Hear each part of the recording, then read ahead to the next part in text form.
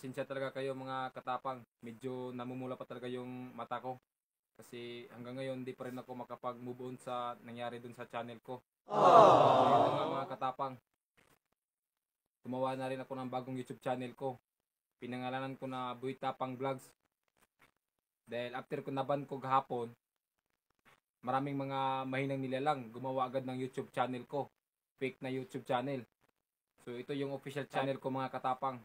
Boy Tapang Vlogs. So pag-usapan natin yung nangyari kahapon mga katapang sa YouTube channel ko. Yung Mukbang TV. Alam nyo kasi mga katapang, sobrang sakit ng nararamdaman ko.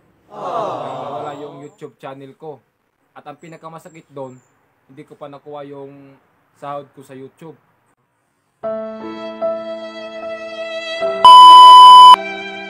Dahil yung sahod na yun mga katapang, almost 5 months ko yung inantay. Dahil yung sahod na yun mga katapang, para sa pamilya ko talaga yung mga katapang. Almost 5 months ko yung inantay mga katapang, makuha yung sahod ko. Dahil malaking tulong na po yun mga katapang sa pamilya ko. Dahil umabot na po yun sa 350 yung kinita ko sa YouTube. Pero di ko man lang nakuha.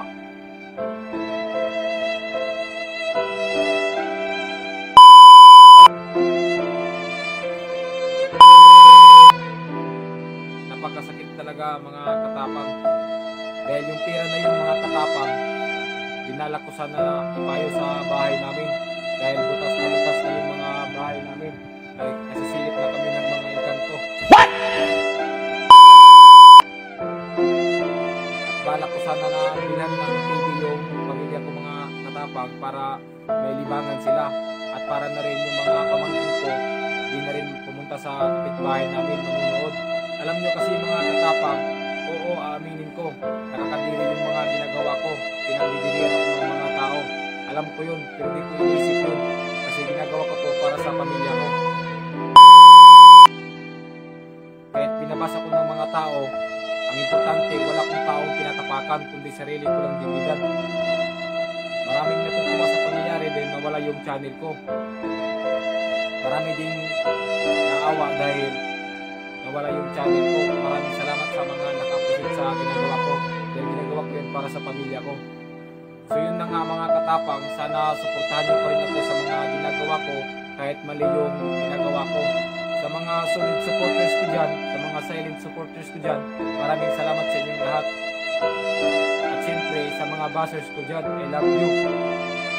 Abangan nyo mga katapang, video na i-upload ko dito sa bagong YouTube channel ko.